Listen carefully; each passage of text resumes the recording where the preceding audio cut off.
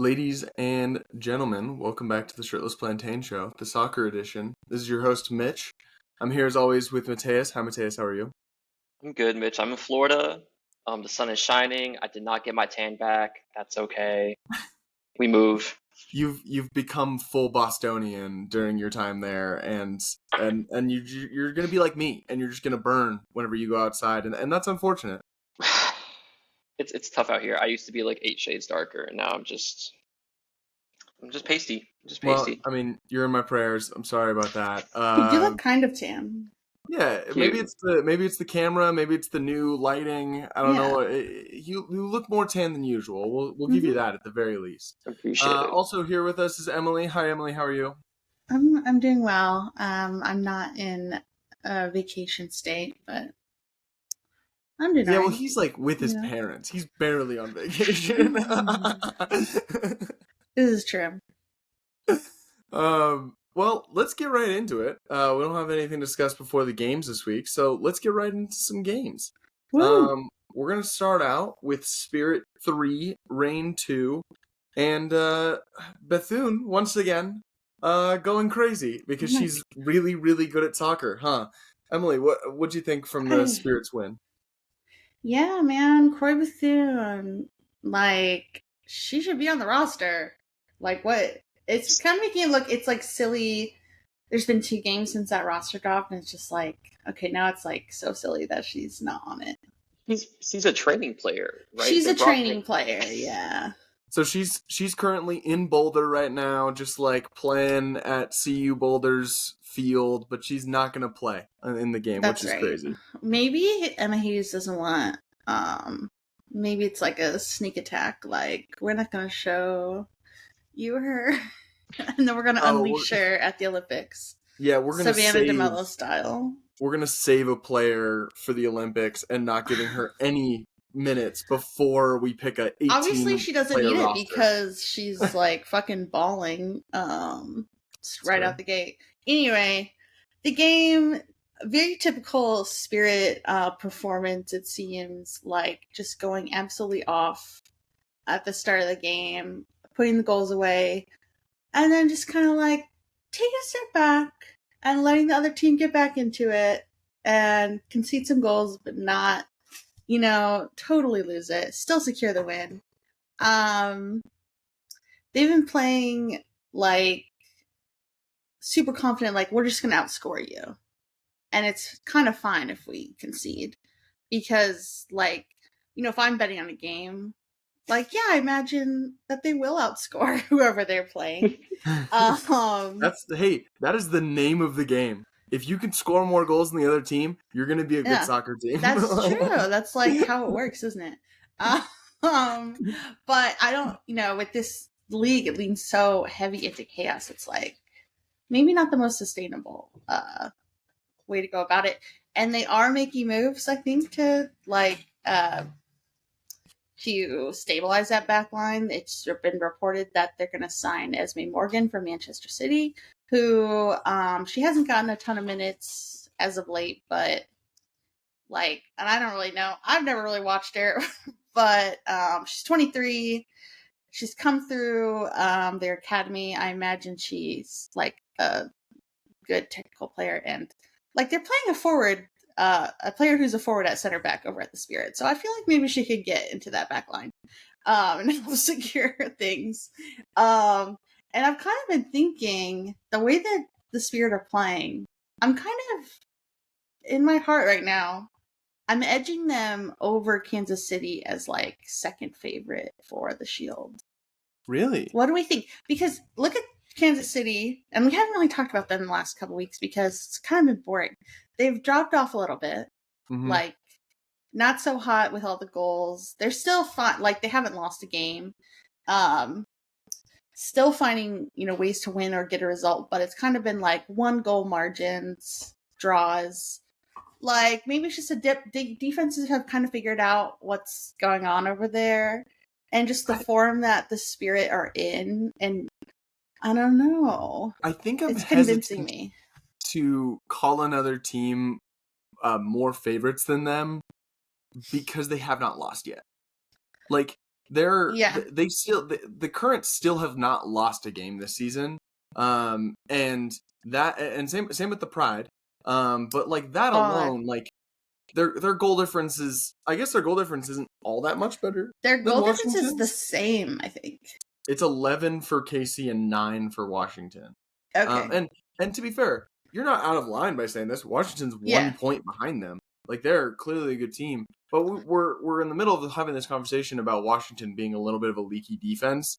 Yeah. And Kansas City still is like finding ways to win like 1-0 games, which I don't think I'm going to see Washington Spirit win a 1-0 game anytime soon. One asterisk here is that we're not talking about Kansas City today, but we are right now. Gabby Robinson, the center back, young center back who's been starting for them last 2 seasons, she went down with what looked to be kind of an ugly knee injury in their game. So I think things might shift a little bit for them. Meanwhile, Lacey Santos is still coming to the Spirit this summer. Like, that's a whole other dimension of the attack, which at this point is like, why do you even want to mess with your attack right now? But that's just edging them for me a little bit. Okay. Well, it'll be interesting to see how that plays out. But still, we're still kind of talking about them as second favorites. Yeah, I mean, and they have depth to add, right? Like, Ashley Hatch came off the bench this game. Right. Like, they can... It's loaded. It's not just a little loaded, it's very loaded. Yeah. I mean, the entire top of NWSL is looking very, like, just top heavy right now. And it's not exactly, like, even the top 4 teams in the league right now are Orlando, Kansas City, Washington, and Portland. And all 4 look like juggernauts, unless they're playing each other. And then behind them, you have a team like Gotham that just won the title, and San Diego's down lower in the table, but they're still a very, very good team. It allegedly won the offseason, too. Allegedly, Gotham won the offseason and is supposed to win everything, according to someone. So they're supposed to be good as well. I thought we already made amendments to this prediction. I'm not letting any amendments happen when it comes to Gotham for you. Like, I'll let you, like, oh, I thought the Houston Dash would finish last, but they're the second to last, or something like that. But, like, I'm not letting you run from Gotham is supposed to win everything being your take. Well, I said that with who they signed. I said they should. So... You know what? Let's go into them early. Gotham beat Bay 2-0.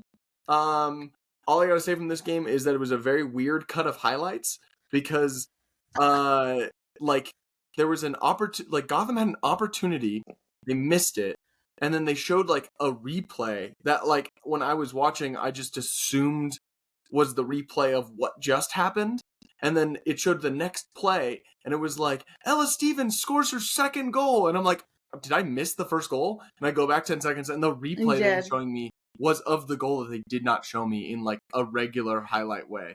So I'm used to their regular way of showing highlights, and they didn't do that. And well, this was the problem. The problem was because the game as well, they missed it on real time. Because what happened, Rose, they were cutting to a highlight of Rose had, like, dribbled in, hit, like, a curling shot down off the post. And then something happened to where Gotham got a free kick. While that free kick was setting up, they were like, let's cut to this replay of what Rose just did. But Gotham took the free kick early because Bay FC was slow as all hell getting together. They were just, like, out there moseying along. Delaney Sheehan hits it early for a stare, and she, sets up Ella Stevens for a tap-in. So that's what happened. And then, truly, pretty much within a couple minutes, maybe immediately, Ella, they're pressing Bay, and she gets the ball off of Caitlin Rowland and just dribbles it into the net. So it happened like that. Yeah.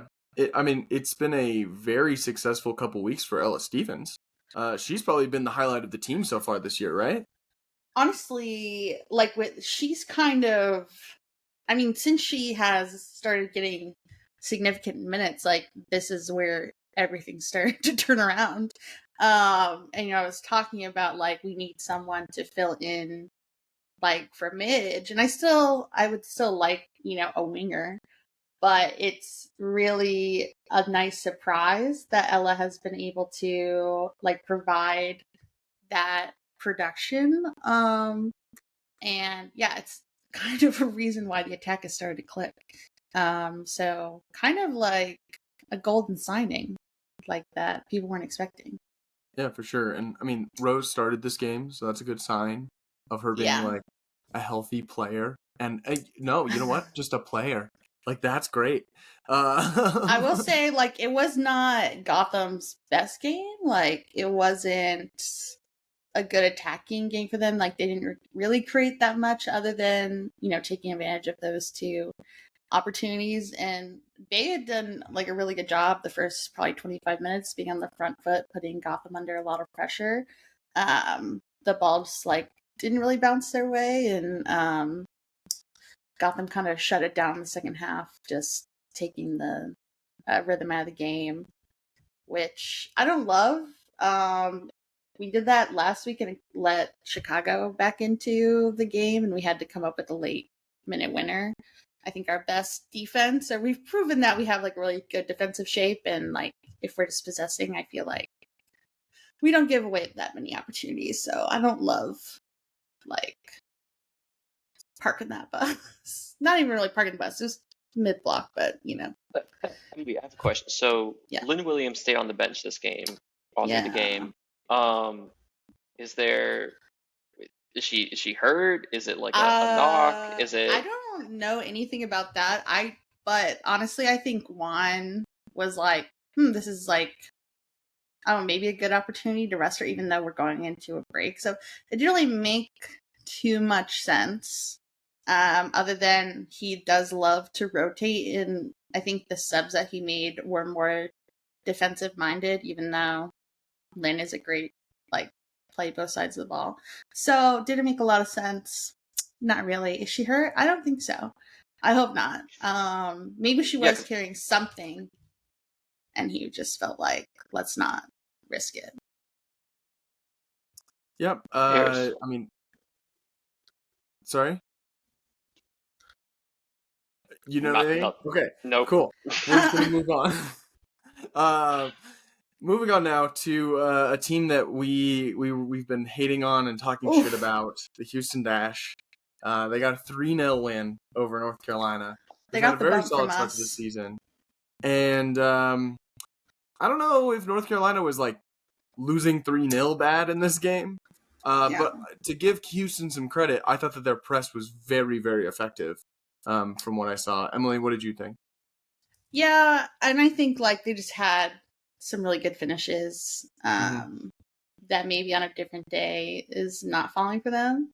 And it just came together. Although North Carolina, and this has kind of fallen under the radar, I think partly because of like how hard it's been for Gotham to score. So that's kind of taken up a lot of the oxygen of like the conversation of this team doesn't score goals.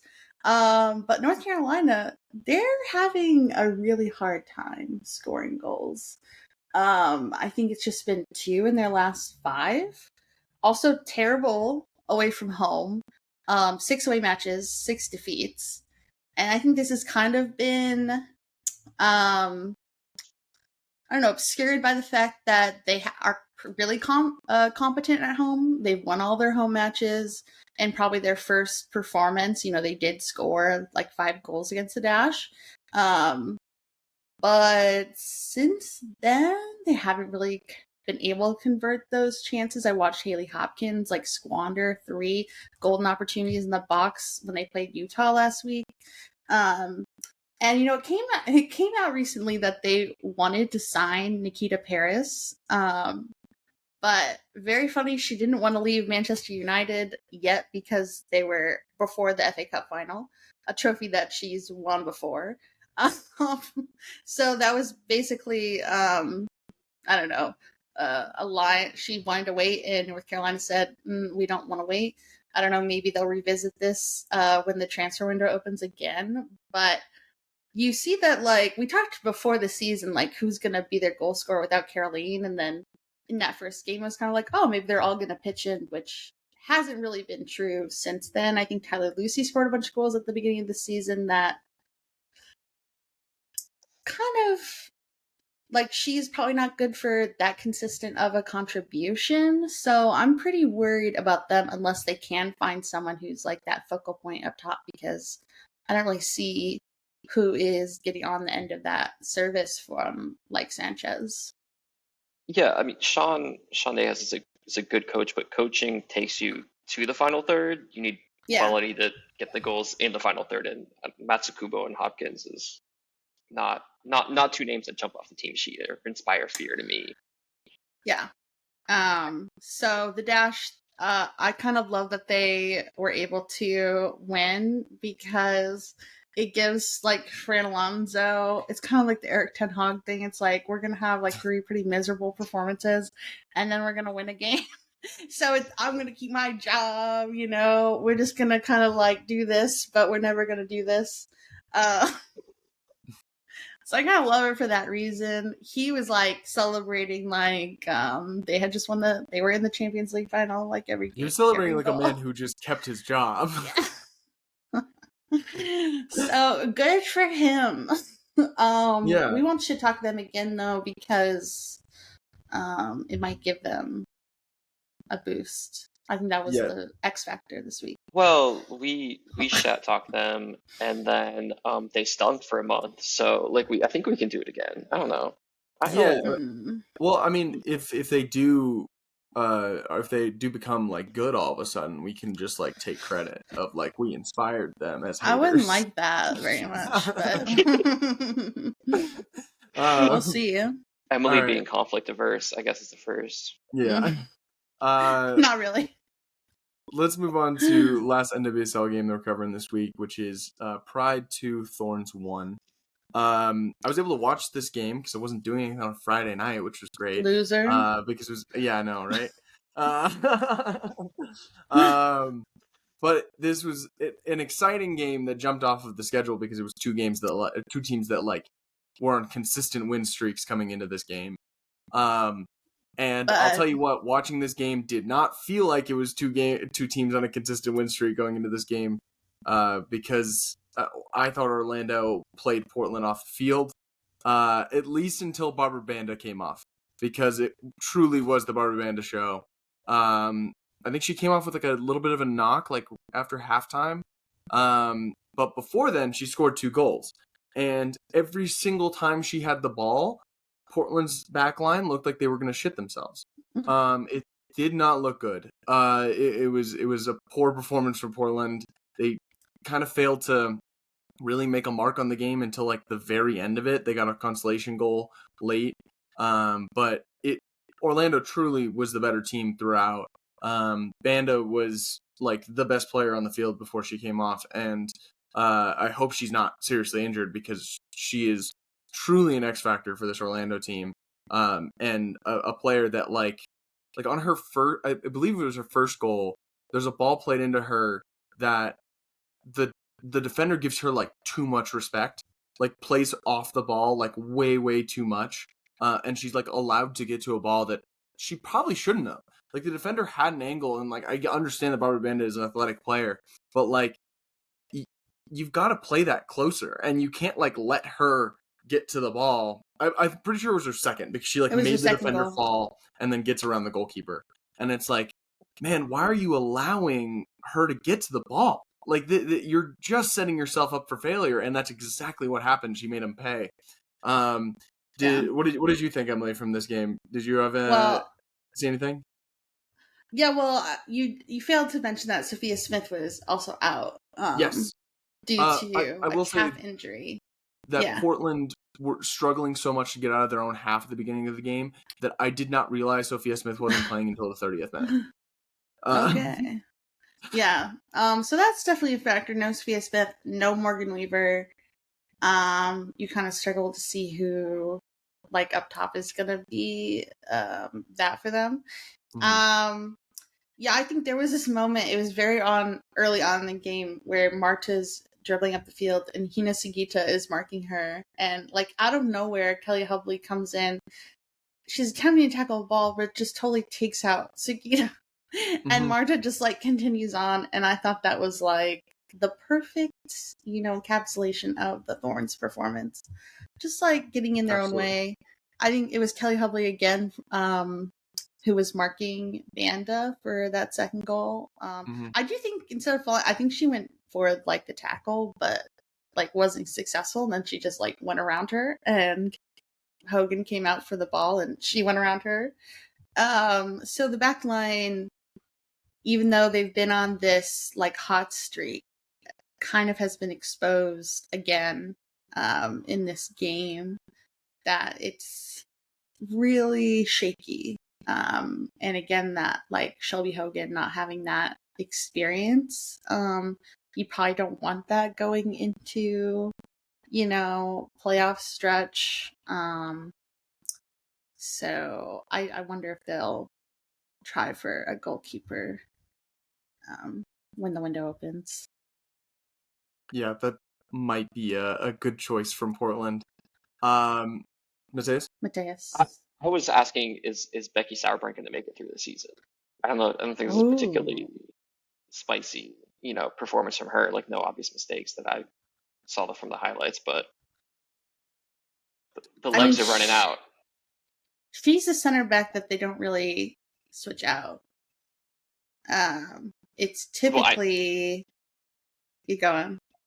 Well, yeah, it's like she's not switching out, but like that's extra legs, and it's not like the performances have been like out of this world.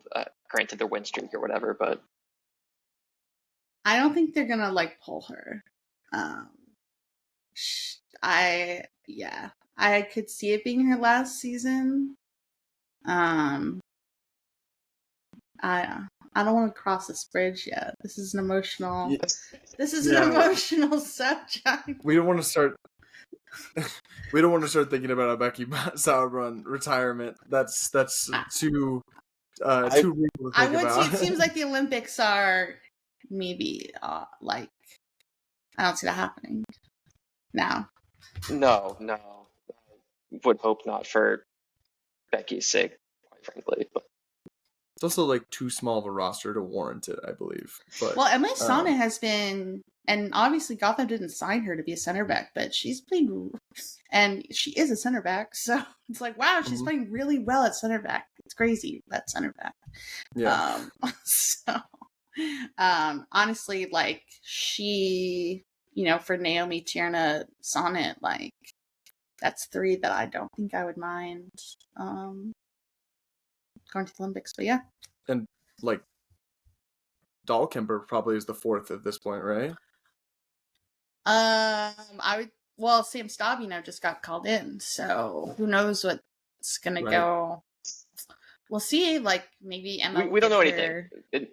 We don't know anything. We truly don't know anything. But yeah. Why even speculate? Emma's gonna cook. Probably, hopefully.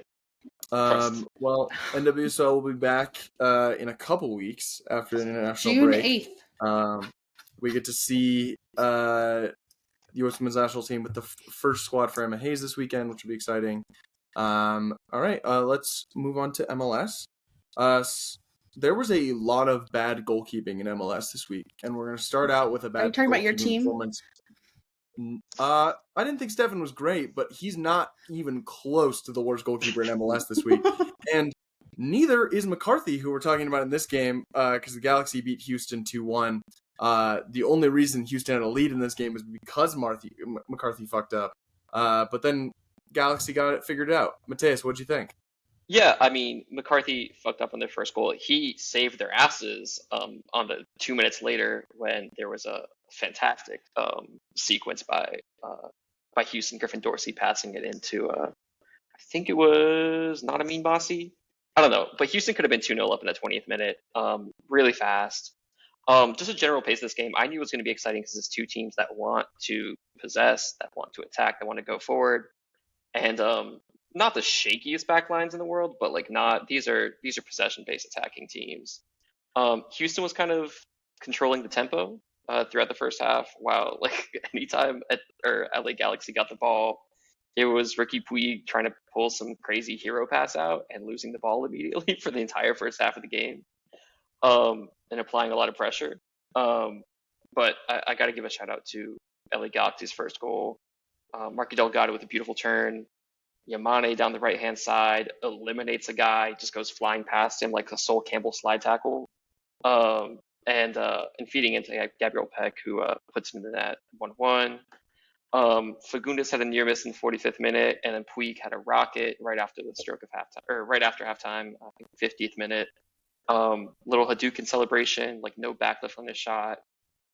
Just two really exciting attacking teams. The last 30 minutes of the game were kind of dead because they were all tired.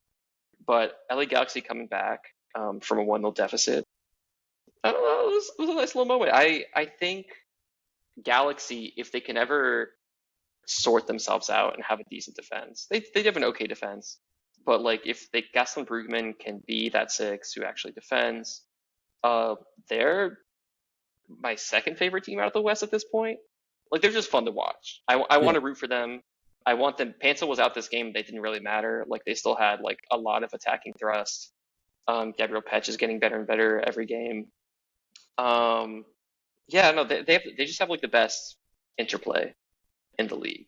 I think they play almost like the sort of like Brazilian sort of style down the right, where they like want to play 1-2s, and it's also fun. And then Houston on the flip side, not a terrible game from them. Kind of ran out of gas. Ben Olsen was kind of freaking out a couple times, as he's one to do. I don't know. It was just a fun game. This is a game for the heads, for the ones who want to believe MLS is fun. I had fun watching it. I don't know, Mitch, if you had thoughts. I really do love watching LA Galaxy this season. They have a lot of fun players. They play very entertaining ball, and like when you have talented, I'm happy for someone like Ricky Puig, who was by far the most talented player on a really shitty team last year, and now has like a really good and fun group of players around him that he's able to like play off of. But then also he's able to do his own thing and score a rocket like he did. And it's just overall a very, very fun team. And he's having fun too. Like he's renewing his contract. Mm-hmm. He's counter-pressing, which he did not do last season. There was a couple times where he ran up on the goalkeeper from like 40 yards away and like tried to counter-press Tarbell or whatever his name was back up. But like that's not something he did last season. Last season he was just like, fuck you guys run for me. So like it's I did not expect a Greg Vanney side to play like this, but credit to him. Super fun. 2 thumbs up. It's been very fun. Let's move on now to a lot of goals in this game. Colorado drew 3-3 with Minnesota, which on its face is not a bad result, because Minnesota's ahead of us in the table. They've been good to start the year. I'm not a huge fan of this result from Colorado, just based on like how it went down. You think they played well? I thought we played well in the second half. It was a game of 2 halves, 100%. Like I think our Sung Bin cooked our high line, and like that's not something I've seen so far this season. Especially like he beat Bombito on pace, which I have not seen from a player. And I thought Moyes did not have a great game, unfortunately, even though I can't speak highly enough of that player. Sung Bin had a fucking phenomenal game for Minnesota. And they were just finding him on those through balls. Like he genuinely could have had a hat trick in this game. He had a brace. And then on the flip side, another player that had a brace is none other than Kevin Cabral, which is crazy. What a player! What a player! I was not able to watch this game live, and I was like checking the score periodically, and I like saw we were 3-1 at the half, and I was like, that's not good. And I checked the full-time score and saw we drew 3-3, and I was like, that's great. Who scored for us? And I can't emphasize enough the disbelief that I saw, or that I had on my face when I saw that Kevin Cabral scored 2 of those goals. On first watch, and I'm going to preface this. This is going to sound like me still being a Kevin Cabral hater, and I want to be on the record that I am. But on first watch, I was like, wow, these like goals were actually like kind of impressive. And then I watched the highlights again today, and I was like, no, like he should not have scored either of these goals. St. Clair had a very unserious game, because on the first goal, Kevin Cabral does exactly what he's supposed to do, which is be fast, go one-on-one with the goalkeeper. He fucks up the one-on-one, but St. Clair fucks it up harder because he takes an extra touch when he shouldn't have. St. Clair's coming out of his box. He needs to take that shot like as soon as he gets the ball, like at the 18. And instead he takes an extra touch that St. Clair does not capitalize on, and Cabral's still able to get to the touch and finishes it. Which, great finish, great job. I'm thrilled that you scored that, Kevin Cabral. You shouldn't have. If there was a competent goalkeeper, you shouldn't have finished that. But I will say that it is good for something like a player like Cabral, where I feel like he's like very snake bit, where like a lot of things just like don't really go his way. And I do feel like a lot of that is he's not a very good soccer player. It is good that multiple things went his way in terms of goal scoring in this game, because then the other goal is a header that I think hit St. Clair in the hand and then trickles into the net. And it's two very Kevin Cabral goals. And it's great for him. He scored a brace. I hope that it's a like a confidence boost, and then all of a sudden he starts being a DP level player. That'd be fucking sick. I don't really see it happening. But I would love to be wrong because my team pays him a lot of money. Did you guys see anything from this game that was interesting? I thought you guys should have lost, but Pookie does hit the post late in the game when it's 3-3. So yeah, but we also had some like decent opportunities when it was 3-3 as well. Like the pen. Rafa misses the pen. Rafa, by the way, actually did score a goal in this game. He's now scored in 5 straight games. I fully think we're going to just activate the buy clause, and I'm okay with that. I fully made peace with that. I'm fine. Rafa Navarro is a pretty solid MLS striker at this point, that verging on good. So I'm good with that. But missing the penalty wasn't great. It wasn't a great pen. That stutter, I hate that. He does it every time, and he stops completely. Which I feel like is cheating. I don't think that should be allowed. But honestly, it helped St. Clair, like, telegraphed it after that. Banned from Brazil, both of you guys. Not allowed in the country anymore. Sorry. Yeah, it's very Brazilian. That's okay. It's too hot there. I bet the humidity is crazy. That's why he's stopping. But like, I do think this is a solid result for the Rapids. It's now 4 points in our last 4 games, which on its face value isn't great, but like played against RSL, played against Minnesota. Like we've had some tough. The only result in that 4 that I think is objectively bad is the San Jose one, which is like where we lost and choked. And then obviously the RSL one wasn't great, but they're like a better team than us. So you can look at the table and be like, yeah, they beat us. Okay. And if you're devolved of all context, you're like, that's fine. So, still high in Colorado, obviously. But, mixed performance in this game. They got 2 more XG than them, so XG matters. We won the game, basically. That's what you're saying. Yeah, we won the game. Big time. All right, let's move on to another 3-3 match. And this takes the crown as most unserious goalkeeping performance of the week. Because Zach McMath fucked up. And then Dallas somehow reached a level of unseriousness only seen by Zach McMath. What'd you think, Matheus? Nah, this whole game was completely unserious. I think speaking of XG, I think in the 20th minute there was a stat. RSL had 1.7 XG to Dallas's 0.12 XG. 0-0 at this point in the game. Chicharrongo hit the left post. Chicharrongo hit the right post. There was a crossbar hit second half of the game. There was a near when playing it out of the back goes wrong in like the 15th for Dallas. Dallas should have been out of this game by like the 20th minute. And yet they didn't get scored on. And Zach McMath at the end of the first half gives everyone just I think the worst goalkeeping howler I've ever seen at the top level.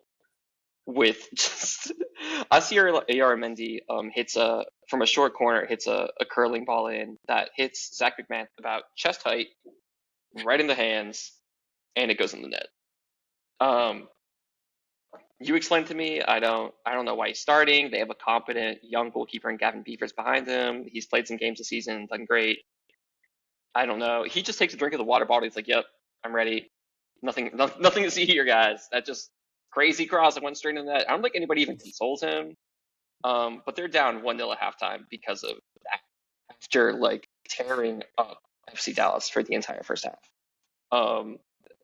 Credit to RSL in that no one like shat on anybody or was like looking tense or anything, but with one of the most insane goalkeeping errors, only to be supplanted by early in the first half, off of a corner where RSL rushed everybody up. There's a break for FC Dallas, and that's a great time for Zach, who I think is 30-something years old, 38, if I had to guess, to run 40 yards up the field to try and clear the ball. And I think I want to say it's Ibiaga, who's a center back, but I might be wrong on that.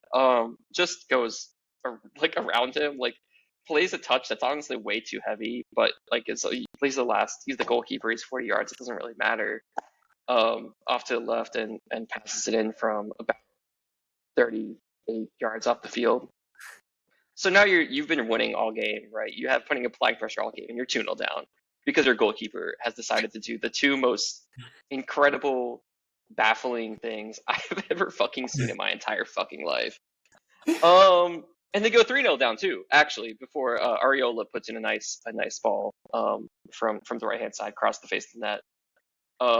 Off of playing off the back, I think they fucked up playing out of the back. So 3 mistakes, 3 goals, and yet RSL, talented as they are, make 4 subs and come back to win this game.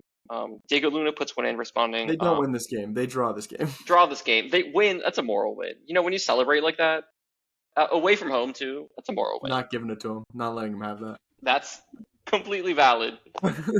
Diego Luna puts one in from Andres Gomez right after that 3rd goal.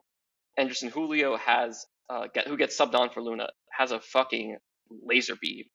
I don't know, like this goal, this is one where it's like, I don't know how it happened. He like cuts inside. He's like well defended. It doesn't really matter. It's just a laser that goes in the top right corner from 25 yards out at a weird angle. And it's like on a frozen rope. And then when that hits the back of the net, FC Dallas is like, oh, fuck. Because there's 20 minutes left in this game. And this like, we're not getting another chance, dude. Like this is going to be 25 minutes of packing it in and praying. Because like RSL isn't reacting, they're not celebrating, they're like getting the ball and running back, and that ball was just like unstoppable. And they hold on another 25 minutes before 98th minute winner from, I believe it was Mikael Chang. Equalizer, moral winner.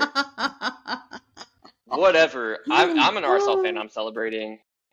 Actually, no. Excuse me. It wasn't Chang. It was Nelson Palacio. I believe his first goal in MLS hits off of a defender. I think it was Tumasi. Trickles into the back of the net behind Paz. Leaving Toyota Stadium with 1 point, as much as so clearly pointing out. But a hell of a comeback for RSL. A very serious team, perhaps unlike Colorado. Hey, we also fought back from being down in like a deficit, but I have a better mentality. I'm viewing it. I feel like it could have been better. I'm not an RSL. They got a moral win. I've only been to Utah twice in my life. I'm not an RSL fan. All right. Okay. I just got to give it to a team who is dedicated, who's hustling. Paulo Mastroeni, a guy who knows he doesn't know tactics, so he brought in a bunch of assistants this season. Hell of a game. Honestly, crazy game as well. Yeah. I don't know. I'll give it that. It was a crazy game. And I think Dallas was very unserious about it. I think Nico Estevez should be fighting for his life right now. I don't. That's too talented of a team to be where they are on the table. I truly believe that. And like they got unlucky in some respects too. Like Peter Musa had a couple chances that he probably should have put in that were saved by Zach McMath. In not the craziest saves in the world. Another one he put over the crossbar, but Peter Musa owed a goal. He scored in the 4 games prior to this, I believe. I don't know. I don't know what you make of this as FC Dallas, right? You get a point against a good team, but teeth flick. Sure. Big teeth flick. Let's move on to another crazy game, but this one actually had a winner. Cincy beat Toronto 4-3. Emily, what'd you think? Woo! This one was a classic. I feel like we've seen a lot of games with these score lines, but usually it's like one team piles on 4 goals, and then the next team, they'll pile on the other 3. This one was like truly like back and forth. This team equalizes, this team goes ahead, they're equalized again. Oh, we found the winner. Really fun. Yeah, I think like first half, very cagey, tense situation. Toronto goes up a goal from a corner kick. Then it really kicks off in the second half. I think like Cincinnati really upped the tempo. And Luca Oriano was like making it all happen. Lucha was probably having a more quiet game. They were doing a good job, I don't know, taking him out of it, but Oriano, he had 2 goals, and he kind of forced the third goal to happen. It was an own goal. And then on the other side, Insigne was probably that other player who was making it all happen for Toronto. He had an assist and a goal, or he forced an own goal for the 2-2 equalizer. That was actually probably the pick of the bunch. It was really nice. Off a short corner, really nice combination play through the box. Forced that own goal for the 2-2 equalizer. Maybe Toronto deserved a point here, but Acosta is doing his thing at the end. Really nice, like, dink pass over the top for the winner. And kind of a lucky winner because it was a hockey assist. The guy who he was a sub, I forget his name, but he like kind of mishandled it, but very luckily goal scorer was running onto it. And kind of a weird run to make because the guy was already there, but it all worked out for them. That's 7 straight wins for Cincinnati. They're 2 away from Seattle's record of 9 straight. And apparently that's the record post like the like dribble up kickoff penalty era. and this is what I read or heard or whatever. Like that's for some reason this is the modern era record. We don't count back then. We don't count the soccer wars style. Yeah. that wasn't soccer apparently. Or it really was soccer. That's real soccer. That's what we're supposed to be. Soccer. Yeah, MLS 0.5 or whatever beta. Yeah. But yeah, super fun game, and it was kind of weird. The commentator kept saying like, "This is the battle for the top of the East," and I was like, "Huh, I didn't know Toronto was like up there." And I looked at the table, and they're in 6th place. That's what I said. What is he fucking talking about? Ago. Yeah, like this guy was fine. Yeah, no, they're. I mean, unlucky probably not to come away with anything from that game. I mean, Insigne scored an equalizer, and then it was called back for offsides. Yes. And he hit a bomb from like 25 yards out that hit like the crossbar. So they were like, game of margins, game of inches. Pretty unlucky not to get a result. Yeah. And not to get top of the East. Well, to be fair, Cincy didn't go on top of the East either with that win. But they are 1 point behind Inter Miami with the game in hand. So it is a serious dogfight between those two at 34 and 33 points. Next closest is NYC at 26. Like these are the two that are like, oh, we are the best teams in the East. I mean, Cincy we expected, Inter Miami we expected. These aren't exactly surprises, but Cincy did have a little bit of a slow start to the season, so it's good to see they're getting on track. Let's go. So one more game: Orlando 0 and the defending champs Columbus 2. What do you think, Matheus? Yeah, this was a fun game. I mostly want to talk about the first Columbus goal. Columbus 2, Orlando 0. Pretty boring first half where Orlando sort of boring is a strong word, but not a whole lot of chances. Orlando controlled most of the game. Whenever Columbus tried to attack, they tried to go through central areas that were super congested because both these teams are playing a 3 in the back sort of system. A lot of midfielders, so like attacking centrally doesn't really make a lot of sense for Wilfred Nancy.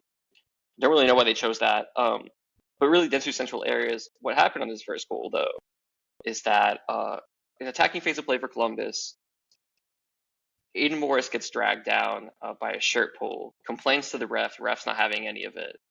Another 90 seconds of play goes by, or Columbus loses the ball, has another whole attacking phase. The ball goes over to the Orlando side. It's a break. Morera hacks down, I believe it was Luis Muriel, for a penalty. So they're getting ready to take the penalty, and hold up, VAR goes to look at VAR at the play that happened 90 seconds earlier and awards Columbus a penalty for the shirt pull on Aiden Morris by I believe it was Ortega, or no, whatever his name is, Araujo, excuse me. 90 seconds, like a full 90 seconds of game time passed between until the penalty was called on the other end. And granted, like, the correct call was made VAR wise, but like I don't think you should be able to rewind that far. I don't know what you guys think, but that was like fucking absurd. I think VAR should step in when that happens. And like, I understand that you're like looking for a break in play typically, and so when there's no break in play, you don't really have an opportunity as VAR. But like, you should be looking at that as the VAR ref and be like, hey, that's a penalty. Tell to the ref, hey, we're gonna call a penalty on that, or we want you to look at that at the very least. And while the ball didn't go out, you still stop play for it and not wait for a whole nother like 3 levels of play to happen to where you're VAR checking another penalty for the other team. Like, it's just not great. And no, it was like Aiden Morris got tugged down, complained like this while he's on the ground. Then there was like another whole, like, the ball gets recycled. Aiden Morris is like talking to the ref, and the ref's like, shut the fuck up. And like the ball gets and then they goes down the other end, and then they call that. And then meanwhile, like, nowadays we have the VAR announcements to the crowd, and like in this specific case, like, you have to be like crystal clear what you're calling. Instead, the ref just goes like, penalty Columbus over here. Forget about that other one. Well, he did say he was like, it's not a penalty for Orlando. However, it is a penalty for Columbus, like, from a prior play. That makes it even worse. That makes it even worse. Like, that makes it worse, though, right? Like, you got to be like, there was a shirt. Like, you got to be crystal clear with this one if you're going to explain it, because that makes no fucking sense. I feel like I've seen a situation where, like, they've given both penalties. Like, they've let play go on or whatever. There's something that happened. I can't remember when, where, what. Someone look this up. I'll do the research later. But I feel like I've seen an occasion where they let play go on, and then another penalty occurs, and they did both. I would be in disbelief if I was a fan in the stadium. Like, what are we doing? We're going to have a penalty, and then whether it's scored or not, we're not going to kick off. We're going down to the other end, and we're throwing another penalty. That would be fucking absurd. No, because you have to give priority to the thing that happened first. Because without the first thing that happens, the second thing doesn't happen. Maybe I'm making this up, but why is it in my mind? Even if Orlando's thing was a penalty, which maybe it was, you have to call the thing that happens first. And sure. Yeah, no, I don't disagree. I think the right call, like, in the abstract was made, but 90 seconds is a crazy amount of time to elapse without any sort of notification. And then, like, even after the second penalty was called, that never happened. Like, there was like still like another like 45 seconds of like, wait a second, like, what are we reviewing here? Mm-hmm. Nothing announced to the crowd. So anyway, whatever, that happens just before the stroke of halftime. Diego Rossi slots that penalty home, top bins, beautiful pen. Gets another goal with a nice dink finish. And it has to be said, without Cucho Hernandez in this game, so anything Columbus does without their best player, I want to say they could do it as a team now. Like, they've shown that ability, but like, that's sick of them to be, I think, 3 wins on the Browns without Cucho. Mm-hmm. And then, on Orlando's half, like, they didn't play a bad game whatsoever. They got a few chances. They had one particular one where Facu Torres serves in Ramon Enrique, a sub, and like it's like a yard away from goal, like sliding in from the left-hand side, and Schulte's able to save it. God knows how. Like, he just kind of turns around. It's one he knows like nothing about. It's kind of one of those hockey ones where they're just like reacting, and it goes right into his like chest. So Orlando had the chances this game. They're playing, like I said, Facu Torres off to the left, like their number 10 as a, their star DP. other than Luis Muriel as a left wing back, and he's like fine with it. So credit to him as well for adjusting to that. Trying to get Luis Muriel and Duncan McGuire on the field. So it's tough on them for this loss at home. They probably deserved a point from this game, so to take a 2-0 loss isn't great. But yeah, Columbus keeps chugging along. No Cucho, with Cucho, doesn't matter. And the next game is Pachuca now, for the CONCACAF Champions Cup final. So yeah, great. Yeah. And we're all flying there, of course. Of course, yeah, we're gonna be on the scene. We'll be there. SPS paid for this. Yeah. I already bought my ticket. I'll be expensing it. Do you think Cucho is gonna be back for the Pachuca game? I think so. I believe that's the plan. They good. have a week break, right? MLS gave them the week before off and the week after off. Sweet. So they got every opportunity to go over to Mexico, get adjusted to the altitude, do whatever they got to do to pull this one out for the league. Do it for the league. Do it for the league. Yeah, honestly, that sounds crazy, but it is would be a huge step for the league if they win this, because they'd only be the second MLS team ever to win CONCACAF Champions Cup. And so rolling out the red carpet by giving them rest before and after is genuinely a good move by the league. And honestly, something leagues should do more for continental competitions. It is a thing in Europe. I'm pretty sure PSG's been given rest before big Champions League games and stuff like that. I think that would be a thing that would help teams. Is giving them a little bit of fish. Is there some bribery involved there? What? Is there some bribery involved in that? Maybe. I don't know. Probably some light money. I mean, I think it's different in Europe because it's real deal at the end of the season, for the final. So you get some time off. You can rest your guys.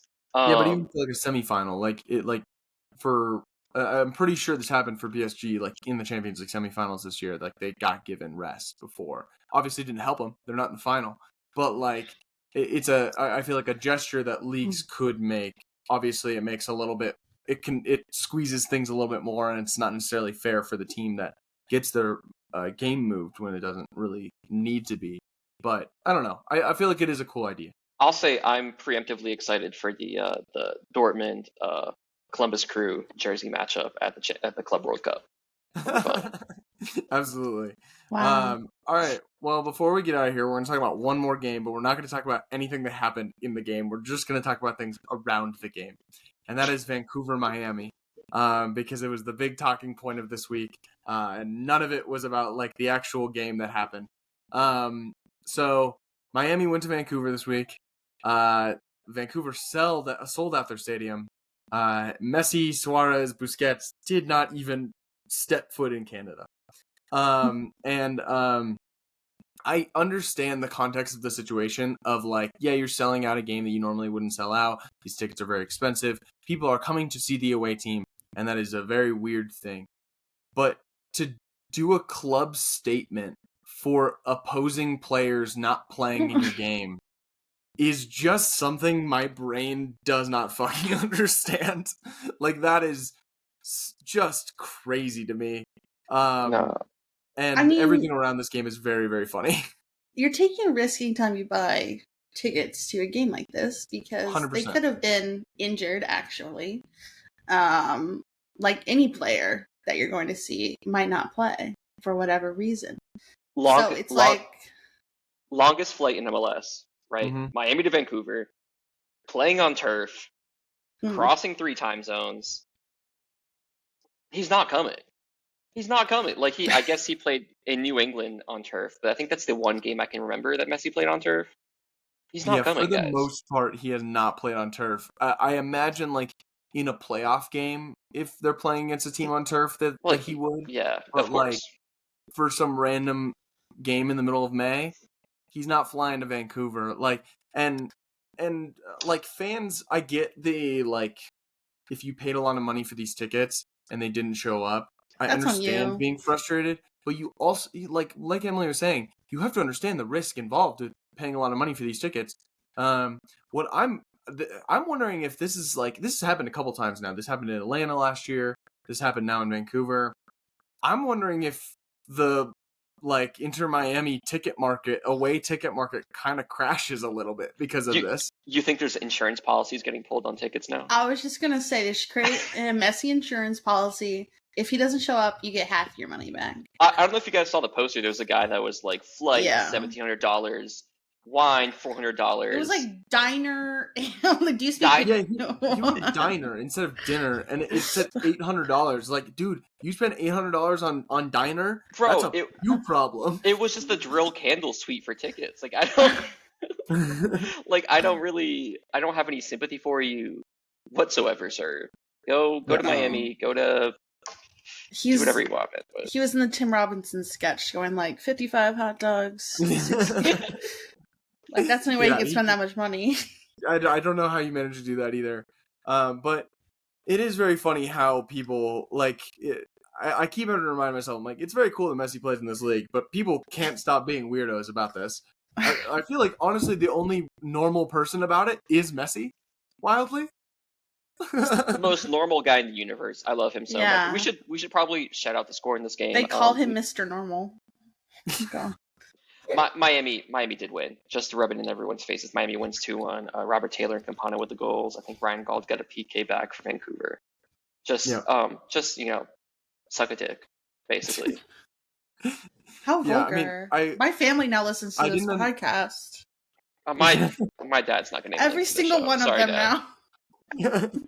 All right. Well, that is all for us this week here on the Soccer Edition. Thank you guys so much for listening. Thank you, Matheus. Thank you, Emily. And you guys know what to say. Peace. Peace. Take your shirt off.